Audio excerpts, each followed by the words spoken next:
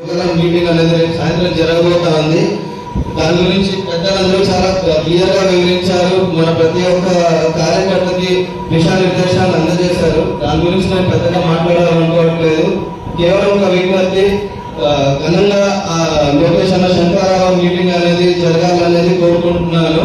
దానన్నిటికీ మీ సహాయ సహకారాలు కావాలి. ప్రతి ఒక్క ప్రజానికానికి కూడా శంకరారావుకి తరలి రావాలనేసి మీ ద్వారా తెలియజేయండి అని నేను వినిపించుకుంటున్నాను.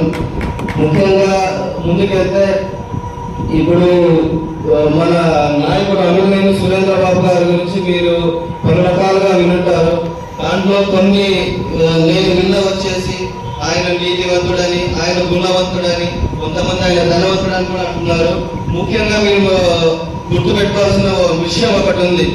నీతివంతుడు, గుణవంతుడు, ధనవంతుడితో పాటు అన్నిటికంటే ముఖ్యంగా ఆయన ఒక గొప్ప పనిమంతుడు.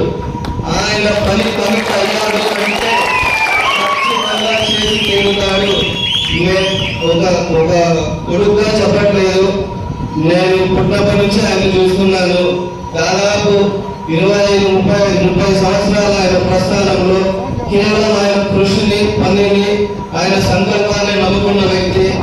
ఈరోజు ఆయన తను ఉన్న రంగంలో తన పని వల్ల తనకు సంతృప్తినిచ్చింది. ఇంకా నేను ప్రజలకు వెళ్ళి సేవ చేయాలి అన్న ఒక దృఢ సంకల్పంతో తన కార్యకలాపాలన్నింటినీ కూడా పక్కకు కలుపుకొని కేవలం ప్రజాసేవ కోసం, అది కూడా మన కళ్యాణదుర్గం నియోజకవర్గం. ఎందుకంటే ఇక్కడ తను చేయగలిగిన పని ఎంతో ఉంది. తనకు ఒక మంచి ఆలోచన, మంచి సంకల్పము తో ఇక్కడైతే నేను పని చేయగలుగుతాను, ప్రజలు కూడా నన్ను ఆదరిస్తారు, సహకరిస్తారు అనే ఒక నమ్మకంతో కళ్యాణదుర్గం నియోజకవర్గాన్ని ఎంచుకోవడం జరిగింది. కళ్యాణదుర్గం నియోజకవర్గం వచ్చేపాటికి దాదాపు నేను చిన్నతనం నుంచే నాకు ఇక్కడ బంధువర్గం ఉండడం వల్ల, లేదంటే ఈ రాజకీయ ప్రవేశం జరిగిన తర్వాత నేను అనేక గ్రామాలని సందర్శిస్తూ వస్తున్నాను. గత 4 రోజులుగా పూర్తిగా మనకి మౌలిక సదుపాయాలు అనేవి ఏమాత్రం కూడా లేవండి ఇక్కడ. ముఖ్యంగా గ్రామాలకు వెళితే గ్రామాల్లో మనకు కావాల్సిన రోడ్లు కావచ్చు, వీధి లైట్లు కావచ్చు, ఇంకా ఇతర సదుపాయాలు ఏవి కూడా లేవు. ఆడవాళ్ళని చూశాను. రాత్రిపూట నేను మన నాయకుడిని కలవడానికి వెళ్ళినప్పుడు కానీ వాళ్ళు పడే ఇబ్బందులు, కాళ్ళ కింద రోడ్డు లేదు, నెత్తిపైన ఏమో లైట్ లేదు, ఎటు వెళ్తున్నామో తెలియదు, మొత్తం చీకటిగానే ఉంది. అలాంటి బతుకులు మనకు అవసరం లేదు. గత 5 ఏళ్లలో కనుక్కుంటే నియోజకవర్గం మొత్తం మీద ఒక్క వీధి లైట్ కూడా మంత్రిగా ఉన్న మన ఎమ్మెల్యే గారు కావచ్చు, ఎంపీగా మన ఎంపీ గారుగా ఉన్న రంగయ్య గారు కావచ్చు, ఇద్దరు ఏం చేయలేకపోయారు. మరి మీరే ఆలోచించుకోవాలి, మన భవిష్యత్తు ఎలా ఉండబోతా ఉంది, ఎవరికి మనం గెలిపించుకోవాలి, ఎవరి నాయకత్వం మన కళ్యాణదుర్గంలో కావాలి, ఎవరి నాయకత్వం మనకు రాష్ట్రంలో కావాలి. రానున్న రోజుల్లో మన రాష్ట్ర భవిష్యత్తు కోసం ఎవరు మన రాష్ట్రానికి ముఖ్యమంత్రిగా ఉంటే మన రాష్ట్రం బాగుపడుతుంది అనేది మనం ఈరోజు నిర్ణయించుకోవాలి ఖచ్చితంగా. ముఖ్యంగా కళ్యాణదుర్గం నియోజకవర్గంలో ఇంకొక సమస్య అండి, ప్రధాన సమస్య తాగునీరు, సాగునీరు. 2018లో నారా చంద్రబాబు నాయుడు గారు అప్పుడు ముఖ్యమంత్రిగా ఉన్నప్పుడు వారు వచ్చి మన కళ్యాణదుర్గం ప్రజలకు ఈ ఎడారి ప్రాంతంగా మారుతా ఉంది, వీళ్ళ బతుకులు మార్చాలి అన్న ఒక మంచి సంకల్పంతో మనకు భైరవాంతిక ప్రాజెక్ట్ ని ఆ రోజు శిలాఫలకం వేసి 25 కిలోమీటర్ల తొలగడం జరిగిందండి. అయితే దాని తర్వాత ప్రభుత్వం మారిన తర్వాత దురదృష్టవశాత్తు మన ప్రభుత్వం మారింది. ప్రభుత్వం మారిన తర్వాత మన బతుకులు మారలేదు. ప్రభుత్వం అయితే మారిన మన బతుకులు మారలేదు. ఆ కాలువ తవ్వడము అవ్వలేదు.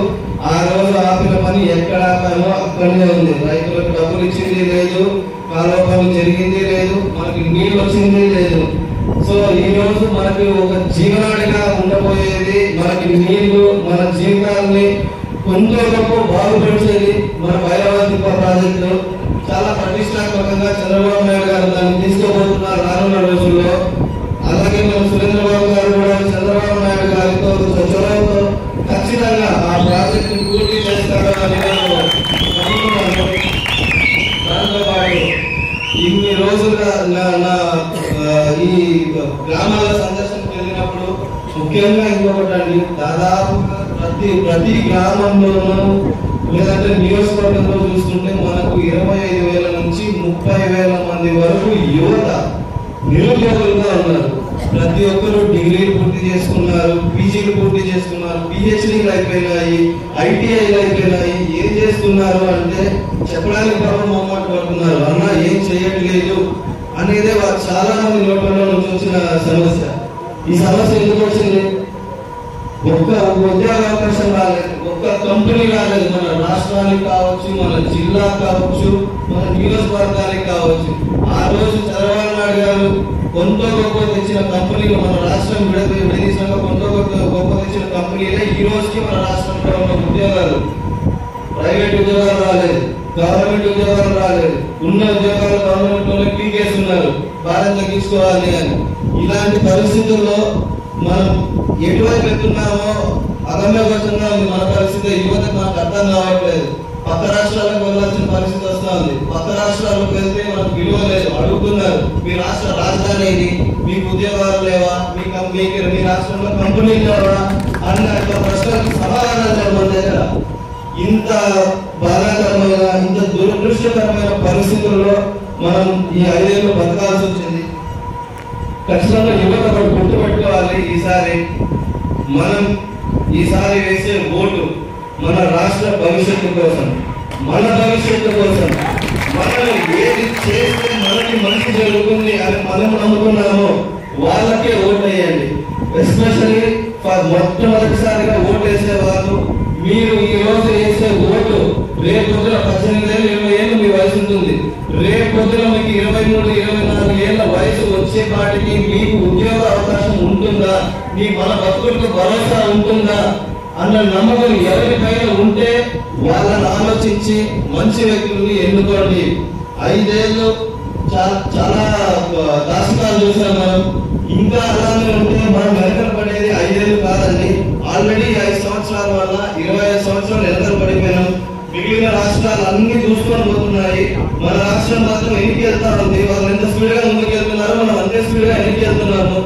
సో తల్లిదండ్రులు కావచ్చు, విద్యార్థులు కావచ్చు, యువత కావచ్చు, ఒక్కసారి ఓటు వేసే ముందు ఆలోచించండి. మీకు ఏది మంచి అనిపిస్తే, ఏ నాయకుడు మనల్ని చూసుకోగలుగుతాడు, ఏ నాయకుడు మన భవిష్యత్తుకు గ్యారంటీ ఇవ్వగలుగుతాడు, ఏ నాయకుడు మనకు భరోసాగా ఉంటాడు, ఏ నాయకుడు మన బతుకులు బాగుపరుస్తాడు అని మీకు అనిపిస్తే ఆ నాయకుడిని ఎన్నుకోండి. ఖచ్చితంగా సురేంద్ర బాబు గారి మీద నాకైతే నమ్మకం ఉంది. ఒక తండ్రిగా నేను చెప్పట్లేదు, నేను ఆయనతో పాటు రోజు తిరిగే వ్యక్తిగా చెప్తున్నాను.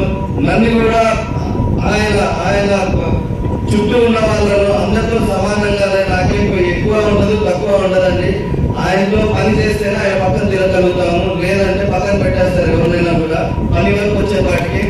సో నన్ను కూడా అలానే పెంచారు, కష్టపడాలి. నా చదువు నేను చదువుకున్నాను, నా పని నేను చూసుకుంటున్నాను, సంతోషం. అంత మాత్రం భరోసా నాకు కల్పించినందుకు ఆయనకి. మీరు ఖచ్చితంగా ఆయన మీద భరోసా పెట్టుకోండి, ఆయన్ని నమ్మండి, ఒక్క అవకాశం ఇచ్చి చూడండి. రేపు పొద్దున మళ్ళా మేము ఇంకొక అవకాశం ఇవ్వండి అని అడగాల్సిన అవసరం మీకు ఉండదు. మీకు నమ్మకం ఉంటుంది మన పైన.